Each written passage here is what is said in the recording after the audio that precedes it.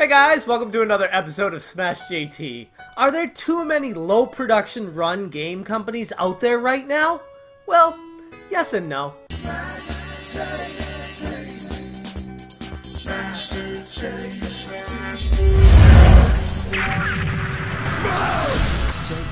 Limited run games, strictly limited games, I am 8-bit, officially licensed Super Nintendo ports, NES games, indie games. There's so many low print games out there right now. I don't know anybody who could possibly keep up with this fad. And to me, that's exactly what this is. It's a fad. It's a bubble that's blowing up bigger and bigger and bigger, just like the entire retro games market, and it eventually will burst and come down and nobody's going to be buying any of these games anymore because there's simply going to be too much and too many of them. That being said, I don't necessarily look at these companies as a bad thing because I feel like they provide a service and a product that otherwise would not exist without them being there to make it. Especially in the case of limited run games, because these games would not be getting a physical release no matter what. On the PlayStation 4 and PS Vita, and now they got approved for doing Switch games. There's a ton of games that have come out in physical copies, which I love physical. If you guys know me, you know I love the physical versions. And without limited run games existing, there'd be no such thing as physical versions of these download-only games. What prompted me to do this video was when strictly limited games finally went live with their first game, Tokyo 42. And this game actually came out on Saturday in the US, went for sale, and it's still available now being Monday.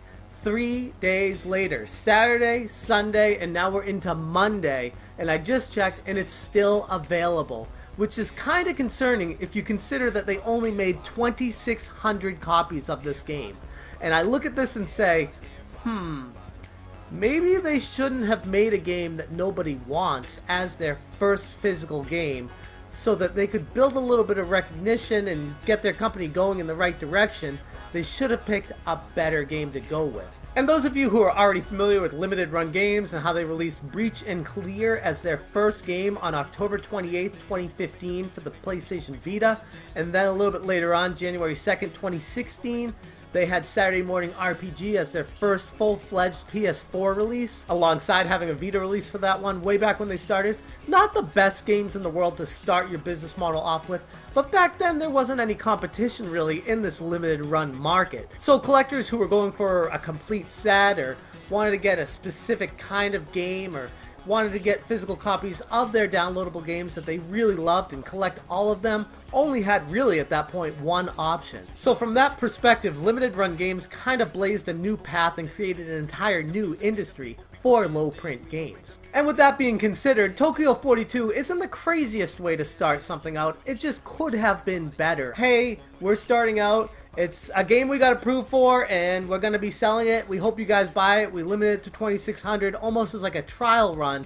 to make sure that they can successfully do this in the future with bigger games from bigger companies. My concern and problem with this is the price point is way too high for what it is. And this is also exactly why it has not sold out yet. Right now on strictly limited games, they're selling it for €29.99, which is equivalent to about $35 US dollars. And with shipping being a worldwide flat rate of over $7 for this, it brings it over $42 without tax just to get this thing shipped to your house. And if you consider you can buy this game on the PlayStation Store right now for $19.99, it makes double the price a little bit ridiculous for a game that's not even that good. I actually clicked on this game, put it in my virtual shopping cart, filled out my information, and went to proceed to check out, and after I saw the final price, I had my finger on the mouse and I'm looking at it and I'm like, why am I buying this? Just because it's limited? Do I want this game? Do I feel like I need this game in my collection? No, I don't. While it may be a collector's item down the road, or maybe something that's highly sought after because it's the first game from what may become a very popular and successful company down the road, you can't do that with every company that comes out because you'd be spending all your money on all these things that are coming out that you don't even want in hopes that it's worth something down the road instead of something that you want to play right now. And I'm not going to lie, I've fallen for this in the past and I'm definitely going to fall for it again in the future because these marketing teams know exactly how to get to me in my nostalgia. I will buy anything retro if it sparks something from my childhood that I just absolutely can't resist. I'm looking at you, Square Enix, with your Secret of Mana remake. It better be as good as I think it's gonna be, because that game was one of my favorite games of all time back on the Super Nintendo. Back to my point on low production run games though, if these companies don't focus on games that people actually want to be purchasing, they're gonna fail, and they're gonna fail hard. While I don't necessarily think it's a bad thing to have low production runs of games that may not be the most popular thing in the world, why are we making low production runs of games that nobody, and I mean nobody, is asking for?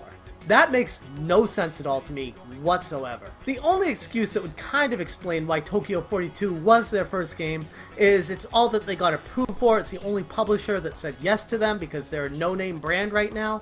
And this is the only thing that they could do to do a limited run game. It's like a test run for their business model to show other companies that it works. But why are you charging $35 for this game, or 30 in euros? That's insane. This game should be max $20, but I'm thinking like 15 to 16 bucks plus shipping. I don't know how much it costs you to produce this game, but I feel like the $30 price point was exorbitantly high for this. I know it's only 2,600 copies, but I feel like it should have started with a much lower price point, simply because the actual digital version of the game is $19.99 US, and the equivalent that you're charging for it is $35 US. And for a game that's not really rated that high and not being sought after by anybody, honestly, I feel like this is a big mistake to be charging so much for a game that is in a low production run. When I reached out to Strictly Limited Games on Twitter earlier, I said, hey, I'm making a video on collecting limited run games and was planning on mentioning you guys in it regarding Tokyo 42 and how it hasn't sold out yet. I wanted to ask if you guys had any comment on the status of this. Is this in line with your expectations, or did you feel like it would sell out immediately? And if you have anything else to add. And they said, hey Jeff, I think from a buyer's perspective, this is way better as there is no rush. Since we are a newcomer, this is fine. So according to Twitter, this is not a big surprise to them, and they're perfectly fine with it not selling out immediately because they want to give it to as many people who want it as possible. And if it's sold out so quick, then some people who might want Tokyo 42, whoever they are, would not have been able to get it at the retail price that they're selling it for. As for me personally, I've completely backed off buying any of these limited run games unless it's a game I specifically want and have to get for my own personal needs. I can't be buying games like collector's editions or limited run games or special editions or things in low quantity or things that are really hard to find just because I feel like the value may be higher for them in the future. Because that's a losing battle no matter who you are. Eventually it's going to catch up to you where you're spending way too much on video games and they're not going to be worth nearly as much as what you thought they would be down the road. But I'd love to hear from you guys on this issue and what your take on it is. Let me know down in the comments section below, and as always, thank you guys so much for watching. Have a good one. We gon' make the music, make the people